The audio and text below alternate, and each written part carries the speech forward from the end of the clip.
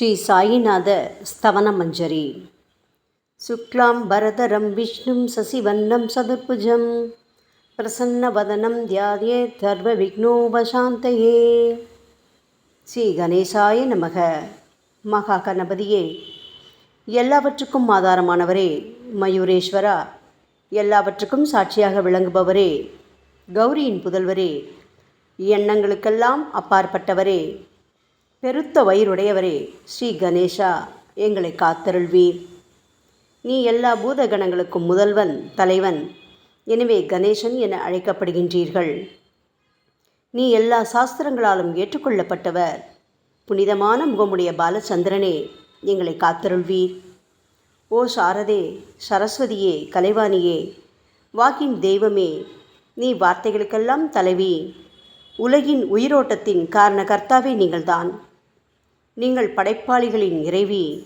நீங்கள் எப்பொழுதும் இத்தேசத்தின் அணிகலன். எங்கும் நிறைந்திருக்கும் எல்லையில்லாத சக்தியே, சரஸ்வதியே, உங்கள் பாதங்களை வணங்குகிறோம். முழுமையான பரபிரம்மே, மகான்களுக்கு பிரியமானவரே, பண்டரிநாதன் உருவில் வெளிப்பட்ட அவதாரமே, எல்லையற்ற கருணை உள்ளம் கொண்டவரே, பரமதயாளா, பாண்டுரங்கா.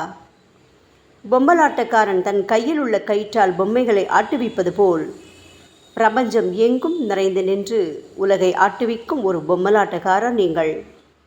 உங்கள் மெய்ப்பொருளை உய்த்துணர அறிவியல் ஏடுகளும் புனித நூல்களும் இன்னமும் முயன்று கொண்டுதான் இருக்கின்றன. மெத்த படித்தவர்களுக்கோ நீங்கள் வெளிப்பட்டதே இல்லை. ஓ சக்கரபாணியே, பாண்டுரங்கா, அத்தகைய அறிவற்றவர்கள் வெறும் வார்த்தை ஜாலங்களிலேதான் சிக்கொண்டவர்கள். மகான்கள் மட்டுமே உங்களை உணர்வார்கள். மற்றவர்கள் குழப்பமடைந்துள்ளார்கள். உங்களுக்கு பக்தியோடு கூடிய சாஷ்டாங்க நமஸ்காரத்தை செய்கிறோம். ஓ 5 முகங்கள் கொண்ட சங்கரனே, மனித மண்டை ஓடுகளான மாலை அணிந்தவரே, நீலகண்டரே, திகம்பரா, ஓம்கார வடிவானவரே, பசுபதியே, எங்களை காத்தருள்வீர். எல்லா நேரங்களிலும் எவருடைய உதடுகள் உங்களுடைய நமச்சிவாய நாமத்தை உச்சரிக்கின்றதோ அவர்களது உலகியல் துன்பங்கள் முழுமையாக நீங்கிவிடும். ஓ ஜடாமுடியை தரித்த சிவனே, உங்கள் நாமத்தின் சக்தி அத்தகையது. உங்களது பாதங்களை வணங்கி நாங்கள் ஸ்ரீ சாயிநாதரின் புகழை கூறும் இந்த துதியை எழுதுகிறோம். இந்த அருட்பணி முழுமையடைய எங்களுக்கு அருள்வாயாக நீலகண்டா, ஆலகால விஷமுண்ட சிவனே. இப்பொழுது அத்ரி மகரிஷியின் புதல்வரான தத்தாத்ரேயர், அவரவர் குலதெய்வங்கள் இந்திரன், துகாராம், ஞானிகள் மற்றும் எல்லா சாய் பக்தர்களையும் பணிகிறோம். ஸ்ரீ ஷீரடி சாய்நாதா, உமக்கு வெற்றி கிட்டட்டும். பாவிகளை கடைத்தேற்றும் கருணையுள்ளவரே, உங்கள் பாதங்களில் எங்களது தலையை வைத்து வேண்டுகிறோம். உமது பாதுகாப்பை எங்களுக்கு அருள்வாய். நீங்கள் முழுமையான பரபிரம்மம், ஆனந்தத்தின் இருப்பிடம். நீங்களே விஷ்ணு. மன்மதனை எரித்த ஊமையொரு வாகனும் நீங்களே. சாயி, நீங்கள் மனித வடிவில் தோன்றிய இறைவன். அறிவு என்னும் ஆகாய சூரியன். நீங்கள் கருணை கடல். நீங்கள் பிறவி பிணிக்கு ஓர் அருமருந்து. நீங்கள் ஏழைகளுக்கும் கீழ்த்தட்டு மக்களுக்கும் விரும்பியதை கொடுக்கும் சிந்தாமணிக்கல். நீங்கள் உங்கள் பக்தர்களை பரிசுத்தப்படுத்தும் தெய்வம். உலக வாழ்க்கை என்னும் சம்சார கடலில் மூழ்குபவர்களை காப்பாற்றும் ஓடம். நீங்கள் அஞ்சுபவர்களின் புகலிடம். சாயி, நீங்கள் இந்த பிரபஞ்சம் தோன்ற முதற்காரணமான பரிசுத்த பேரின்ப பேருணர்வு, அதாவது சைதன்யம். நீங்கள் கருணையே உருவானவர். உங்களது பலவிதமான வெளிப்பாடுகளில் இந்த உலகமும் ஒன்று. நீங்கள் பிறப்பற்றவர். சாவும் உங்களை தொட முடியவில்லை. எங்களது நீண்ட ஆழமான சிந்தனைக்கு பின் வெளிப்பட்ட கருத்தே இது என் குருநாதா. பாபா, பிறப்பு இறப்பு என்பவை அஞ்ஞானத்தால் தோன்றும் வெளிப்பாடே. ஓ மகராஜ், நீங்களோ இறப்பும் பிறப்புமற்ற சுதந்திர பறவை அல்லவா? தண்ணீர் நீரூற்றுக்காக தோன்றினால் அதன் ஆதாரம் அங்கு இருப்பதாக அர்த்தமா? ஏற்கனவே நீர் பூமிக்குள் நிரம்பி இருந்தது. பூமியின் உள்ளே இருந்து ஊற்றாக வெளியே வந்தது, அவ்வளவுதான். மணற்படுகையில் நீர் ஊற்றாக வெளிப்பட்டதும் அது நீரோடை என்று பெயர் பெற்றது. தண்ணீர் இல்லாவிட்டால் அது வெறும் மணற்படுகையே. அந்த மணற்படுகையில் தண்ணீர் ஊற்றாக வந்தாலும் அல்லது வற்றி போனாலும் தண்ணீருக்கு அதனால் ஒன்றும் ஆவதில்லை. ஏனென்றால் தண்ணீர் அந்த மணற்படுகைக்கு எந்தவிதமான முக்கியத்துவமும் கொடுப்பதில்லை. ஆனால் அறியாமையால் மணற்படுகையோ நீர் நிரம்பி இருந்தால் அது பெருமைப்பட்டு கொள்கிறது. ஆகையால் நீர் வற்றிய உடனே அது மிகவும் மனவருத்தம் அடைகிறது. இந்த மனித உடலும் ஒரு விதத்தில் அந்த மணற்படுகை போன்றதே. புனித பேரின்ப நிலையை அந்த நீரூற்றின் தூய தண்ணீருக்கு ஒப்பிடலாம். இம்மாதிரி எண்ணற்ற மணற்படுகைகள், அதாவது மனித உடல்கள் இருந்த போதிலும் அவற்றில் உள்ள நீர், அதாவது பேருணர்வு எனப்படும் சைதன்யம் மட்டும் மாறுபடுவதே இல்லை. கருணையுள்ளம் கொண்டவரே சாய்நாதா, நாங்கள் உங்களை ஆதியும் அந்தமும் இல்லாதவர், பிறப்பற்றவர் என்று கூறுவோம். இந்திரனின் கையில் இருக்கும் வஜ்ராயுதம் நீங்கள். இந்த வஜ்ராயுதம் ததீசி என்ற முனிவரின் முதுகெலும்பை கொண்டு தயாரிக்கப்பட்டது. இதுவரை இந்த பூமியில் எத்தனையோ எண்ணற்ற உயிரினங்கள் தோன்றியுள்ளன, இப்பொழுதும் தோன்றிக் கொண்டுதான் இருக்கின்றன. வரும் காலத்தில் மேலும் எண்ணற்ற உருவங்கள் தோன்றத்தான் போகின்றன. அந்த ஒவ்வொரு தோற்றத்திற்கும் ஒரு தனி உருவமும் பெயரும் கிடைக்கும். இந்த உயிர்கள் ஒவ்வொன்றும் பெயராலும் தோற்றத்தாலும் மட்டுமே இவ்வுலகில் அடையாளம் காட்டப்படுகிறது. ஆகையால் அந்த சுத்த பேருணர்வு நிலையை நீ நான் என்று பிரித்து காட்டுவது சரியல்ல. ஏனென்றால் எது இரண்டாக தோன்ற முடியாதோ அதுவே உண்மையில் பரிசுத்த பேரின்ப பேருணர்வு எனப்படும். அது ஒன்றே அனைவரின் உள்ளும் ஆத்மா என்ற பெயரில் உள்ளது. மேலும் உண்மையை சொல்வதானால் அந்த ஒரே ஒரு சுத்த பேரின்ப பேருணர்வு நிலைதான் உலகம் முழுவதும் வியாபித்திருக்கிறது. அப்படி இருக்கையில் நீ நான் என்ற வேற்றுமைகள் எவ்வாறு இருக்க முடியும்? நீருண்ட மேகத்தில் உள்ள நீரின் தன்மை உலகெங்கிலும் ஒன்றே. ஆனால் அது பூமியை அடைந்ததும் வெவ்வேறு தோற்றங்களை நதி, ஏரி, ஊற்று என ஏற்கின்றன. கோதாவரி மணற்படுகையில் விழும் நீர் கோதாவரி நதி என்றழைக்கப்படும். அதே சமயம் கிணறு ஒன்றில் விழும் நீருக்கு அந்த சிறப்பு தகுதி கிடைப்பதில்லை. கோதாவரி நதி மிகவும் புனிதமானது. சாயி, நீங்கள் அதில் உள்ள தூய நீரை போன்றவர், நாங்களோ குளம், குட்டை, சகதியில் உள்ள நீர் போன்றவர்கள். நம் இருவருக்கும் இடையே உள்ள வித்தியாசம் இதுதான். பாபா, எங்கள் வாழ்வின் குறிக்கோளை அடைவதற்கு நாங்கள் உங்களிடம் வரவேண்டும். கூப்பிய கரங்களுடன் உங்கள் பாதங்களை சரணடைய வேண்டும். ஏனென்றால் நீங்கள் ஒருவரே புனிதத்தின் உறைவிடம் என் குருநாதா. புனிதமடைந்த கோதாவரி நதி மணற்பரப்பில் மழை நீர் பாயத் தொடங்கும் போது அந்த நீர் புனிதத்தன்மையை அடையும். அதை வெறும் தண்ணீராக மட்டும் கருதினால் அந்த தண்ணீர் தான் எல்லா இடங்களிலும் இருக்கிறதே. கோதாவரி நதி தீரம் முழுவதும் புனிதமாக கருதப்பட்டது. பூமியின் அந்த மணற்பகுதி அதன் புனித தன்மையை நிர்ணயம் செய்கிறது. நீருண்ட மேகத்தினின்று கீழே விழுந்த நீரின் புனிதத்தன்மையை எந்த பூமியின் பகுதி மாற்றவில்லையோ அந்த பகுதியை கோதாவரி என்று கூறுகிறார்கள். மற்ற பகுதிகளில் விழுந்த நீர் அந்த பகுதியில் உள்ள மண்ணின் குணத்தை ஏற்றுக்கொண்டது, புனித தன்மையை இழக்கிறது. மேகத்தில் பரிசுத்தமாக இருந்த நீர் அசுத்தமாகவும் கசப்பாகவும் உப்பாகவும் மாறிவிட்டது. 6 வித உட்பகைகளான காமம், கோபம், பேராசை, வெறுப்பு, அகங்காரம், பொறாமை இவற்றை அகற்றி புனித உடலெடுத்து வந்த குருநாதா, குருதேவா, தங்களை புனித மகான் என்று அழைப்பதே சால பொருந்தும். ஆகவே நீங்களே புனித கோதாவரி. நாங்கள் உங்களை புனித கோதாவரியாக உருவகம் செய்கிறோம். இயங்கும் அத்தனை படைப்புகளிலும் நீங்கள் சிறப்புற முதன்மை பெறுகின்றீர்கள். உலகம் தோன்றியது முதலே பிரம்மா உயிர்களை படைக்க ஆரம்பித்ததிலிருந்தே கோதாவரி நதி இருக்கிறது. நீர் நிறைந்து பாயும் அந்த நதியில் இன்று வரை தண்ணீர் வற்றியதே இல்லை. ராமர் கோதாவரி நதியின் கரைக்கு வந்தபோது ஓடிக்கொண்டிருந்த தண்ணீர் இன்று வரை அதே இடத்தில் எப்படி இருக்க முடியும்? கோதாவரி நதியின் மணற்படுகை மட்டும் அதேதான். தண்ணீர் கடலை சென்றடைந்து விட்டது. ஆனால் அந்த கோதாவரி நீர் படுகையுடன் புனிதத்தன்மை மட்டும் என்றுமே மாறாமல் இன்று வரை அப்படியே உள்ளது. ஒவ்வொரு வருடமும் பழைய நீர் வெளியேறி புதிய நீர் அதற்குள் பாய்கிறது. உங்களுக்கு தெரிந்த வாழ்க்கை நியதிதானே இது. ஒரு நூற்றாண்டை ஒரு ஆண்டாக கணக்கிட்டால் அந்த நூற்றாண்டில் தோன்றிய முனிவர்கள் பாயும் நீரை போன்றவர்கள். அவர்களில் மிகப்பெரிய மகான்கள் அந்த நீரில் தோன்றும் அலைகள் போன்றவர்கள். இந்த புனித கோதாவரி நதியில் முந்தைய நூற்றாண்டுகளில் சனாதனர், சனதர், சனந்தனர் போன்ற மகான்கள் வெள்ளமாக தோன்றினார்கள். பிறகு நாரதர், தும்புரு, துருவன், பிரகலாதன், மகாபலி சக்கரவர்த்தி, சபரி, அங்கதன், வாயுகுமாரனான அனுமான், விதுரர், கோபர்களும் கோபியர்களும் வெள்ளமாக தோன்றினர். இவ்வாறு இன்று வரை கடந்த நூற்றாண்டுகள் ஒவ்வொன்றிலும் ஒன்றன் பின் ஒன்றாக மகான்களாகிய வெள்ளம் தோன்றியது. அவற்றை எல்லாம் எங்களால் ஞாபகப்படுத்தி கூற முடியவில்லை. ஓ சாயிநாதா, இந்த 19ஆம் நூற்றாண்டில் புனித கோதாவரி நதியில் சந்தேகத்திற்கு இடமில்லாமல் நீங்கள் வெள்ளமாக பாய்ந்தீர்கள். எனவே உமது தெய்வீகமான பாதங்களை தொட்டு வணங்குகிறோம். சாய் மகராஜா, நாங்கள் செய்யும் தவறுகளை தயவு செய்து உங்கள் கவனத்தில் வைத்து கொள்ள வேண்டாம் என மன்றாடி கேட்டுக்கொள்கிறோம். சாயி, நாங்கள் எளியவர்கள், ஏதும் அறியாதவர்கள், தீய குணங்கள் கொண்ட மிகப்பெரிய பாவிகள். எங்களை புறந்தள்ளி விடாதீர்கள், கைவிட்டு விடாதீர்கள். மட்டமான உலோகத்தையும் தங்கமாக மாற்றும் சக்தி கொண்ட ரசவாத கல் இரும்பினுடைய இயற்கையான தன்மைகளை பொருட்படுத்துவதில்லை. அதேபோல் கோதாவரி நதியும் தன்னுள் கலக்கும் சிறு சிறு ஓடைகளை திருப்பி அனுப்புவதில்லை. பாபா, அநேக தீய குணங்களை எங்களுக்குள் கொண்டவர்கள் நாங்கள். உங்களது கருணை மிகுந்த பார்வையால் தயவு செய்து அவற்றை சடுதியில் அழித்து விடுங்கள்.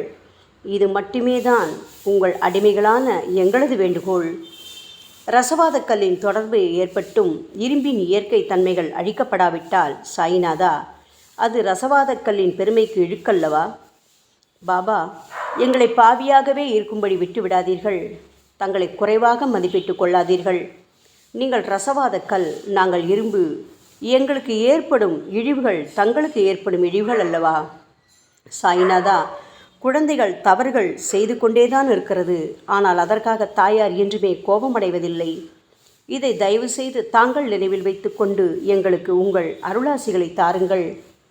ஓ சத்குரு சாய்நாதா, நீங்கள் எனது கற்பக விருட்சம், சம்சார கடலை கடக்க உதவும் கப்பல்.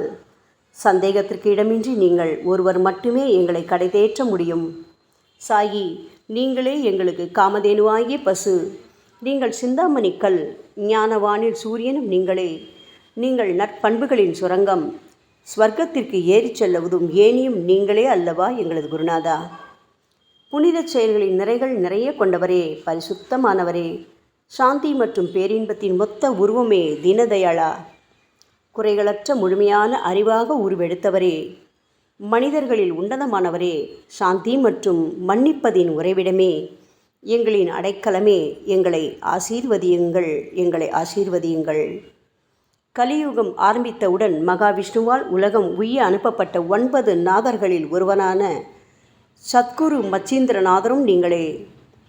பரமேஸ்வரன் நெற்றிக்கண்ணை திறந்தவுடன் அந்த அக்னியில் தோன்றிய மகாத்மா ஜாலந்தரும் நீங்களே.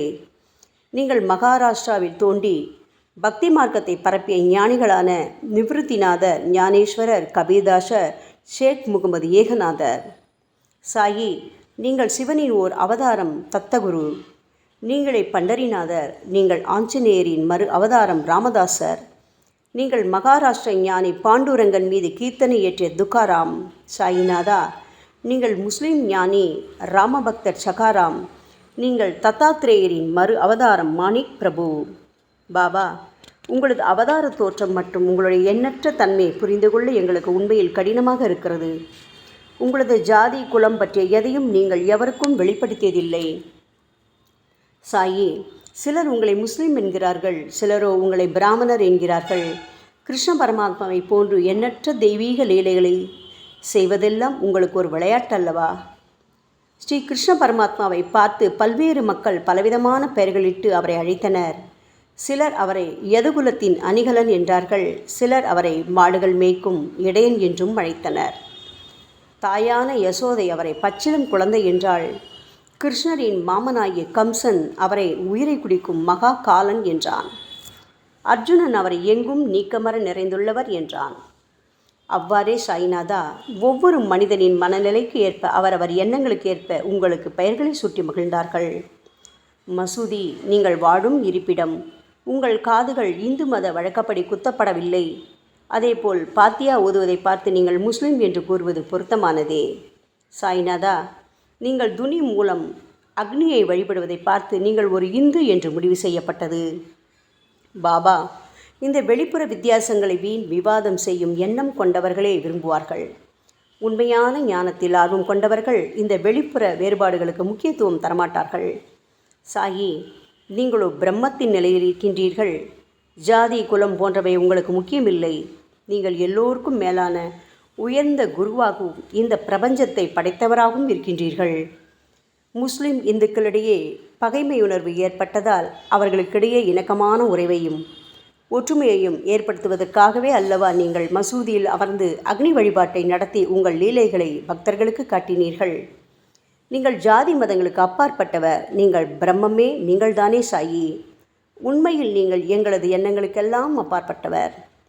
உங்களை பற்றிய வாதி பிரதிவாதங்கள், ஊகங்கள், ஆதாரம் இல்லாத கருத்துக்கள் இருக்கும் இடத்தில் எங்கள் வார்த்தைகளுக்கு முக்கியத்துவம் எப்படி கிடைக்கும்? ஆனால் சாயிநாதா, உங்களை பார்க்கும் பொழுது எங்களால் மௌனமாக இருக்க முடியவில்லை. வார்த்தைகளால் போற்றுதலே உலக வழக்கம். எனவே உங்கள் அருளாசியுடன் சாயிநாதா, வார்த்தைகளால் எப்படியெல்லாம் உங்களை போற்ற முடியுமோ அவ்வண்ணமே போற்றி புகழ்கிறோம். கடவுளின் நிலையை விட மகான்களின் நிலை வேறுபட்டும் மிக உயர்ந்ததாகவும் இருக்கும். மகான்களின் அருகில் நான் எனது போன்ற எண்ணங்களுக்கு இடமே இல்லை. கடவுளை வெறுத்ததால் இரண்யகசிபுவும் விஷ்ணுவால் கொல்லப்பட்டார். ராமனால் ராவணன் கொல்லப்பட்டன. மகான்கள் கைகளால் இத்தகைய துர்சம்பவங்கள் ஏற்பட்டதே இல்லை. அரசன் கோபிச்சந்தன் முனிவர் ஜாலந்தரரை சாணக்குவியலுக்குள் புதைத்தான். ஆனால் அந்த நிலையிலும் அரசரின் இந்த செயலுக்காக அந்த முனிவர் வருத்தப்பட்டதே இல்லை. அரசனின் அந்த செயலுக்கு நேர்மாறாக அந்த அரசனை சம்சார சூழலிலிருந்து விடுவித்து அவனை முக்தியடை செய்தார். மகான்களின் சக்தி இப்படிப்பட்டதே. அவற்றை விவரித்து கூற முடியாது. மகான்கள் சூரியனின் ஒளியை போன்று பிரகாசிக்கக்கூடியது. சந்திரனின் மென்மையான ஒளிக்கதிர்கள் போல் இதயத்திற்கு ஆறுதல் கொடுக்கும் தன்மை கொண்டது. மகான்களின் அருள் கஸ்தூரியின் நறுமணம் போன்றது. அவர்கள் கரும்பு சாற்றினை போல் இனிப்பானது. மகான்கள் நிச்சயமாக நல்லவர்களிடமும் தீயவர்களிடமும் ஒரே விதமாகவே நடந்து கொள்கின்றனர். அதற்கும் மேலாக பாவிகளிடம் அவர்கள் காட்டும் அன்பு அளவிட முடியாதது. கோதாவரி நதியில் அழுக்கடைந்த துணிகளே சுத்தம் செய்யப்பட வேண்டி வருகின்றன. சுத்தமான துணிகள் கோதாவரி நதியினின்று வெகு தூரத்தில் பெட்டியிலேயே தங்கிவிடுகின்றன.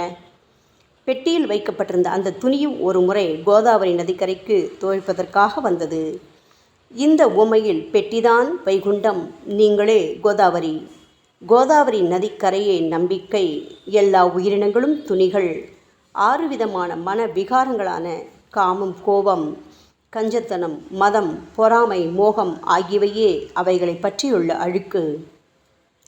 சாய்நாதா, தங்கள் பாதார விந்தங்களை வணங்குவதே கோதாவரியில் செய்யப்படும் புனித குளியல். ஓ சமர்த்தரே, எங்களது எல்லா பாவங்களையும் மன அழுக்கங்களையும் போக்கி எங்களை சுத்தப்படுத்துங்கள் குருநாதா. பாபா, எங்கள் சம்சார வாழ்க்கையில் உழலும் மக்களாகி நாங்கள் மேலும் மேலும் பாவம் செய்கின்றவர்களாக இருக்கிறோம். எனவேதான் உங்களை போன்ற மகான்களின் தரிசனம் பெறுவதற்கு நாங்கள் தகுதியுடையவர்களாகிறோம். கோதாவரி நதியில் தண்ணீர் நிரம்பியுள்ளது. படித்துறையில் துவைப்பதற்காக துணிகள் வருகின்றன. அவை துவைக்கப்பட்டு சுத்தப்படுத்தப்படாவிட்டால் அது கோதாவரி நதிக்கல்லவா இழுக்கை தேடித்தரும். என் குருநாதா, நீங்கள் அடர்ந்த இலைகளுடன் கூடிய நிழலையும் குளிர்ச்சியையும் தரும் மரம். உண்மையில் நாங்கள் எல்லாம் வழிப்போக்கர்கள். எங்களை 3 வித துக்கங்கள், அதாவது இயற்கை இடர்பாடுகளால் வரும் துன்பங்கள், எங்களது உடலுக்கு வரும் நோய் நொடிகள், அஞ்ஞானத்தால் நிரம்பிவிடும் பாவமூட்டை எனப்படும் வெயில் கடுமையாக சுட்டெரிக்கின்றன. கருணாமூர்த்தியே, சாயி, அந்த சுட்டெரிக்கும் 3 வித தாபங்களின் வெப்பத்திலிருந்து தயவு செய்து எங்களை காப்பாற்றும். தங்களது கருணை என்னும் குளிர்ந்த நிழல் இந்த சம்சாரம் என்னும் வாழ்க்கை கடலை கடக்க உதவும் தன்மை கொண்டது. பாபா, மரத்தின் அடியில் அமர்ந்தும் ஒருவன் சூரியனின் சுட்டெரிக்கும் வெப்பத்தை உணர்ந்தால் அது அந்த மரத்தை நிழல் தரும் மரம் என்று கூற முடியுமா என் குருநாதா? சாயி, உங்கள் அருளின்றி இந்த உலகில் நல்லது என்பது ஏற்படுவதில்லை. எனவேதான் தர்மத்தை நிலை நிறுத்துவதற்காக அந்த பரந்தாமனே அர்ஜுனனுக்கு நண்பனாக, வழிகாட்டியாக மற்றும் ஆன்மீகவாதியாக மாறினார். சுக்ரீவனின் அன்பினால் தானே விபீடனன் அரசன் ராமனின் நட்பை பெற்றான். சொல்லப்போனால் ஸ்ரீஹரியும் மகான்கள் மூலமாகத்தான் பெருமை பெற்றார். பிரம்மம் என்பது உருவமற்றது. எனவேதான் வேதங்களால் அதை வர்ணித்து கூற முடியவில்லை. ஆனால் பூமியில் அதை மனித உருவில் தோன்ற வைத்து மகான்கள் அதன் உருவமற்ற தன்மையை மாற்றினர். தாமாஜி என்ற பக்தனுக்காக பகவான் பாண்டுரங்கனை ஒரு தாழ்த்தப்பட்ட குலத்தில் பிறந்தார். சோகமேளா என்ற பக்தருக்காக உலகை காக்கும் தெய்வமே இறந்த எருமைகளின் உயிரற்ற உடல்களை எடுத்தார். மகாராஷ்டிர ஞானி மகான் ஏக்நாத் என்ற பக்தனின் பெருமையை உணர்ந்த பரம்பொருள் பாண்டுரங்கனின் மாறுவிடத்தில் வந்து தண்ணீர் சுமந்து உழைத்தார். உண்மையில் மகான்கள் எல்லாவற்றையும் தாங்கும் சக்தியும் சச்சிதானந்த பிரபுவாகிய இறைவனின் எஜமானர்களே. பாபா, இதற்கு மேல் நாங்கள் சொல்வதற்கு எதுவும் இல்லை. நீங்களே எங்களின் தாயும் தந்தையும். ஷீரடி கிராமத்தில் வசிக்கும் என் சத்குரு சாய்நாதா. சாயி, உங்கள் லீலைகளை எவர் ஒருவராலும் உண்மையிலேயே முழுமையாக புரிந்து கொள்ள முடியாது என்கின்ற பொழுது சாதாரண மனிதனாகிய நான் எவ்வாறு அவற்றை விளக்க முடியும் கூறுங்கள். எல்லா உயிரினங்களையும் காப்பாற்ற நீங்கள் ஷீரடிக்கு வந்திருக்கின்றீர்கள். மண் அகல் விளக்குகளில் வெறும் தண்ணீரை ஊற்றி அவற்றை எரிய வைத்தீர்கள். மிக குறுகிய மரப்பலகையை தொங்கும் ஊஞ்சல் படுக்கையாக்கி உங்கள் யோக சக்தியை உங்கள் பக்தர்களான எங்களுக்கு காட்டினீர்கள். அநேக பெண்களின் மலட்டுத்தன்மையை முழுவதுமாக நீக்கி குழந்தை பாக்கியத்தை பெறச் செய்தீர்கள். உதியின் மூலம் தீர்க்க முடியாத வியாதிகளையும் குணப்படுத்தி பரிபூர்ண சுகம் கொடுத்தீர்கள். என் சாயியே, இவ்வுலக சம்பந்தமான துன்பங்களை நீக்குவது உங்களுக்கு ஒரு பொருட்டே அல்ல. யானை ஒன்று எறும்பை சுமையாக கருதுமா? குருராயா, இப்பொழுது உங்களது பாதங்களை சரணடைந்து விட்டோம். எங்களை திருப்பி அனுப்பி புறந்தள்ளி விடாதீர்கள். எங்களின் மகாராஜ், நீங்கள் அரசர்களுக்கெல்லாம் அரசன். நீங்கள் குபேரனை விட செல்வம் அடைந்தவர். நிச்சயமாக தன்னிகரற்ற வைத்தியர். உங்களை விட மேலானவர் இந்த உலகில் நிச்சயமாக எவரும் இல்லை சாயி. மற்ற கடவுள்களை வணங்குவதற்கு தனித்தனியாக பூஜை பொருட்களும் வழிபாட்டு முறைகளும் உள்ளன. ஆனால் உங்களை வணங்குவதற்கு தகுதியான பொருட்களே இந்த உலகில் இல்லை என் குருநாதா. சூரியனின் ராஜ்யத்தில் தீபாவளி பண்டிகையை கொண்டாடுவதென்றால் எவ்விதமான பொருட்களை கொண்டு அதை கொண்டாடுவோம்? சமுத்திரத்தின் தாகத்தை தணிப்பதற்கு பூமியில் போதுமான தண்ணீர் கிடைக்காது. நெருப்பை சூடாக்குவதற்கு எங்கிருந்து அக்னியை கொண்டு வருவது? ஓ ஸ்ரீ சமர்த்த குருடாயா, பூஜை செய்ய உதவும் பொருட்கள் யாவற்றிலும் இருப்பது உன் ஆத்மாவே. ஆரம்பம் முதலே அவை உன் ஒரு பகுதியே அல்லவா? மேலே கூறப்பட்டவையெல்லாம் தத்வார்த்த ரீதியில் கூறப்பட்டவையே. அனுபவங்களின்றி கூறப்படும் வார்த்தை ஜாலங்கள் வீணே.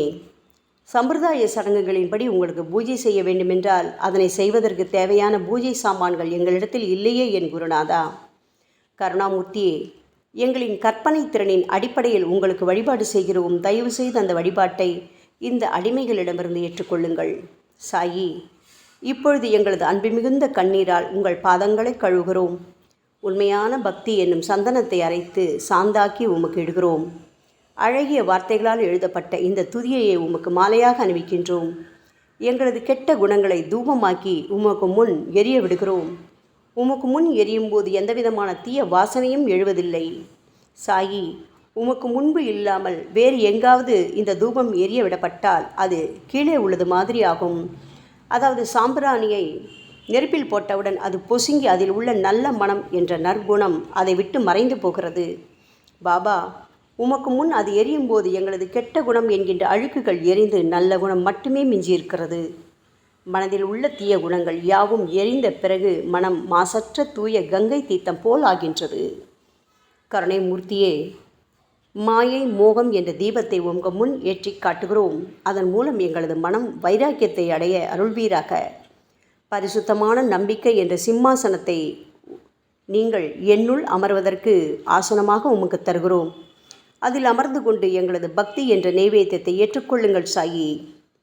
எங்களது பக்தி என்ற நெய்வேத்தியத்தை ஏற்றுக்கொண்டு அதன் சாரை மட்டுமாவது எங்களுக்கு தயவு செய்து கொடுப்பீராக. ஏனெனில் நாங்கள் எல்லாம் உமது பால்குடி மாறாத பச்சிலம் குழந்தைகள் அல்லவா. உங்கள் அருட்பாலில் எனக்கு உரிமை உண்டு. பாபா, என் மனத்தையே உமக்கு தட்சணையாக கொடுக்கிறேன். ஆகையால் நாங்கள் செய்யும் காரியங்கள் யாவற்றிலும் நான் செய்கிறேன் என்று நாங்கள் உரிமை கொண்டாட முடியாது. ஏனென்றால் நினைக்கும் மனதைத்தான் உமக்கு அர்ப்பணித்து விட்டோமே சாயி. இப்பொழுது பணிவுடன் கூடிய பிரார்த்தனையோடு உங்கள் பாதங்களில் சாஷ்டாங்க நமஸ்காரம் செய்கிறோம். ஓ தெய்வீக சாய்நாதா, தயவு செய்து நீங்கள் அதை ஏற்றுக்கொள்ளுங்கள். 8 பிரார்த்தனைகள்.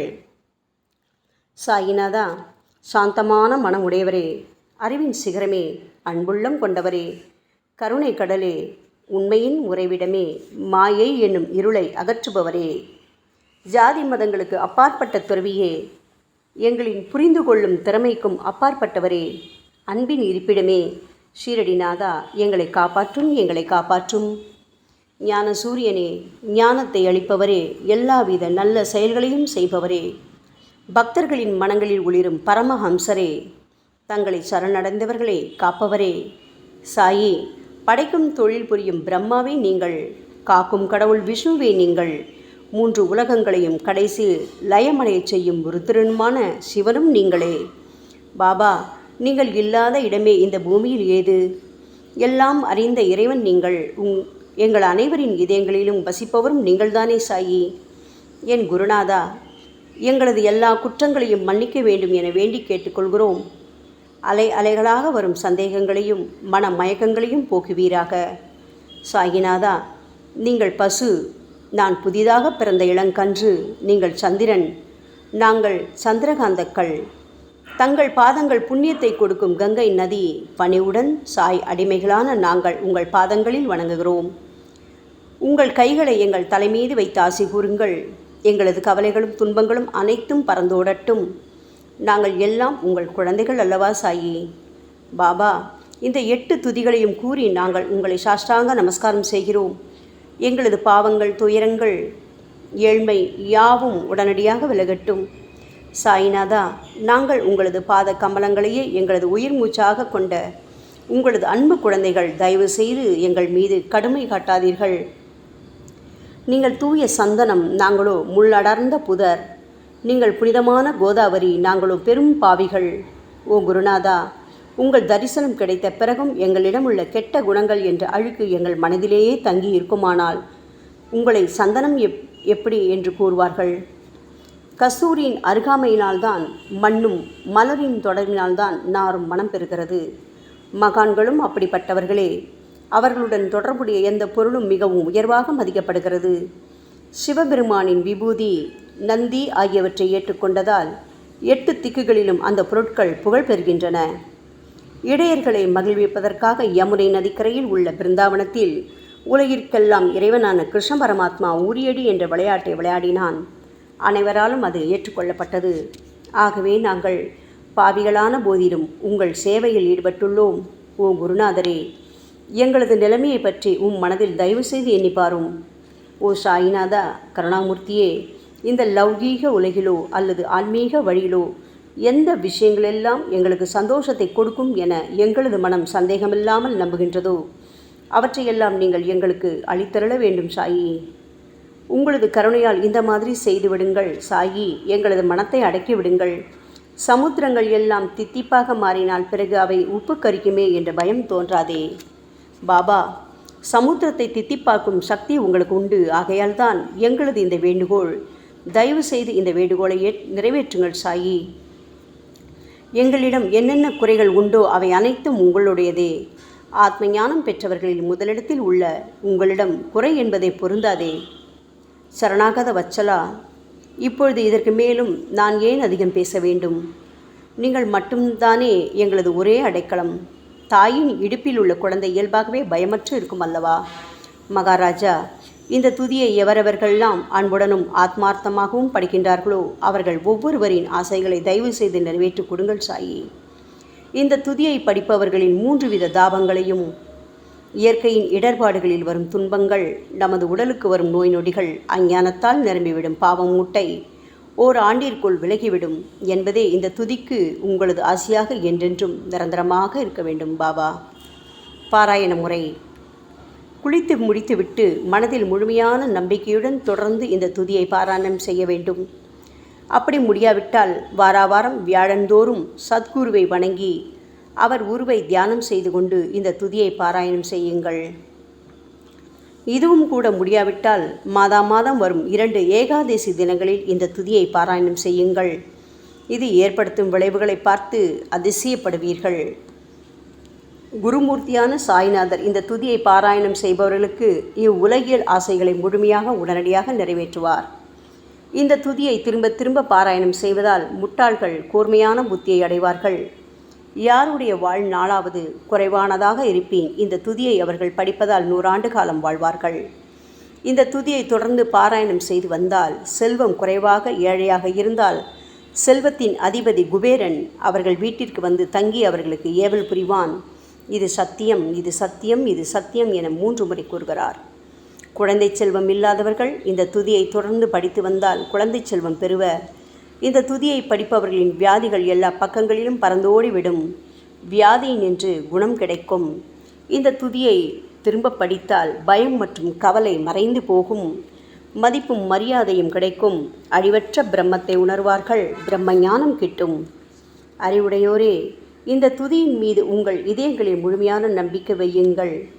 சந்தேகங்கள், நம்பிக்கையின்மை, தவறான எண்ணங்கள் ஆகியவற்றுக்கு கொஞ்சம் கூட மனத்தில் இடம் கொடுக்காதீர்கள். ஷீரடிக்கு புனித பயணம் மேற்கொள்ளுங்கள். பாபாவின் தாமரை பாதங்களை மனதில் இருத்துங்கள். அவர் அனாதைகளின் உறவினர், பக்தர்களின் விருப்பங்களை நிறைவேற்றும் கற்பகத்தரு, கேட்டதை கொடுக்கும் கலியுக தெய்வம். பாபாவால் உணர்வூட்டப்பட்டு இந்த துதியை நான் இயற்றினேன். இல்லாவிட்டால் எந்த விதமான முக்கியத்துவமும் இல்லாத என்னால் இந்த துதியை எவ்வாறு எழுத முடியும்? ஆங்கில ஆண்டு 1918 புரட்டாசி மாதம் வளர்பிறையில் விநாயக சதுர்த்தி அன்று சூரிய உதயத்துக்கு முன் இந்த பாமாலை நிறைவு செய்யப்பட்டது. புனிதம் வாய்ந்த நர்மதா நதிக்கரையில் இந்தூருக்கு அருகிலுள்ள ஊரான மகேஸ்வர கஷேத்திரத்தில் ஸ்ரீ அகல்யா தேவியின் சந்நிதியில் சாயிநாதரை போற்றி பாடும் இந்த சவண மஞ்சரி நிறைவடைந்துள்ளது. மகேஸ்வரம் என்ற புனித தலத்தில் இந்த துதி நிறைவடைந்தது. ஸ்ரீ சாயிநாதர் என் மனதிற்குள் புகுந்து இந்த துதியின் ஒவ்வொரு வார்த்தையையும் புற வைத்தார். தாஷ்கன் மகராஜ் எல்லா ஞானிகள் மற்றும் துறவிகளின் வேலையாள். எங்கும் மங்களம் பொங்கட்டும். ஸ்ரீ சாயிநாதரை போற்றி பணிவுடன் எழுதப்பட்ட இந்த ஸ்ரீ சாயிநாத ஸ்தவன மஞ்சரி என்ற துதி பாராயணம் செய்பவர்கள் சம்சார கடலை கடக்க உதவட்டும். இது ஸ்ரீ பாண்டுரங்கனுக்கு தாஷ்கனு மற்றும் சாய் பக்தர்களின் நம்பிக்கை மற்றும் பணிவோடும் கூடிய பிரார்த்தனை. மங்களம், சுபமங்களம். ஸ்ரீ சச்சிதானந்த சமர்த்த சத்குரு ஸ்ரீ சாய்நாத் மகராஜ் கி ஜெய். ஓம் சாய்ராம்.